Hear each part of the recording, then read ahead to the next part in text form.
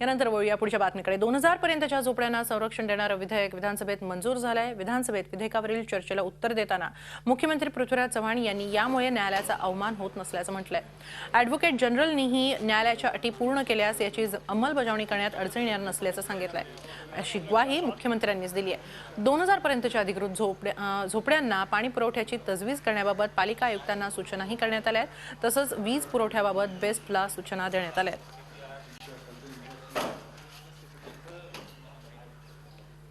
तर लोकसभा निवडणुकांच्या तोंडावर राज्य सरकार विविध घोषणा आणि आश्वासनांचा अक्षरशः पाऊस पडताय। ठाणे आणि नवी मुंबईत क्लस्टर योजना लागू करण्याची महत्त्वपूर्ण घोषणा मुख्यमंत्री पृथ्वीराज चव्हाणांनी आज विधानसभेत केली। त्यामुळे ठाणे आणि नवी मुंबईतील जुन्या आणि धोकादायक इमारतींचा प्रश्न मार्गी लागणार आहे।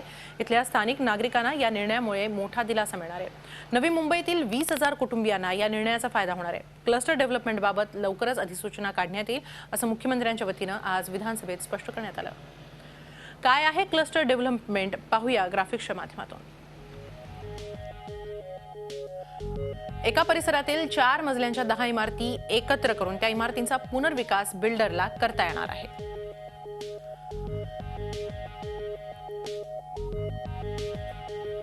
या 4 मजली 10 इमारतींच्या जागी 2 ते 3 उंच टॉवर बांधून त्यामध्ये सर्व इमारतीतल्या रहिवाशांना घरं देता येतील।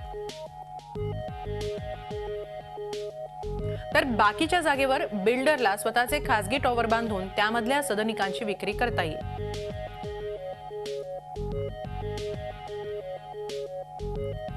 अशा पद्धतीनं टप्प्याटप्प्यानं उंच टॉवर बांधून नवं शहर उभं करण्याची पद्धत म्हणजेच क्लस्टर डेव्हलपमेंट।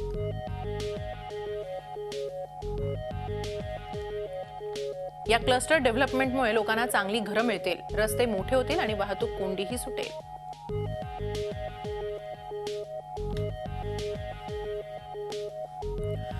क्लस्टर समूहासाठी निवडलेल्या जागेच्या 30% जागेवर मैदान, शाळा आणि उद्यानांची आरक्षणही विकसित केली जातात।